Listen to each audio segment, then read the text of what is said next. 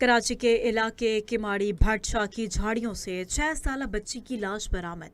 बच्ची की शिनाख्त 6 साला दुआ के नाम से हुई है। पुलिस हुकाम का कहना है कि 6 साला मासूम बच्ची को ज्यादती के बाद कत्ल किया गया। असद अली हमारे साथ मौजूद हैं, मजीद क्या तफसीलात जानेंगे। जी असद, बताइएगा इस अफसोसनाक वाक़े के हवाले से।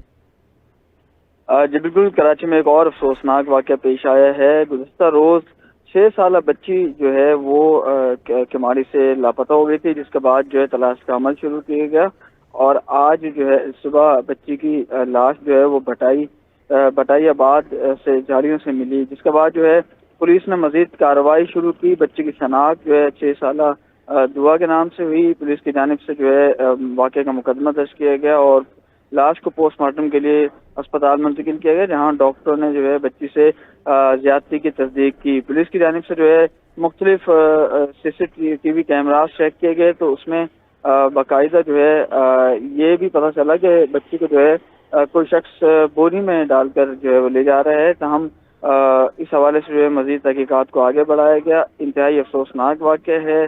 6 साला बच्ची थी जिसको जो है बेदर्दी से पहले ज्यादती का निशाना बनाया गया, फिर कत्ल किया गया और लाश को झाड़ियों में फेंक दिया गया।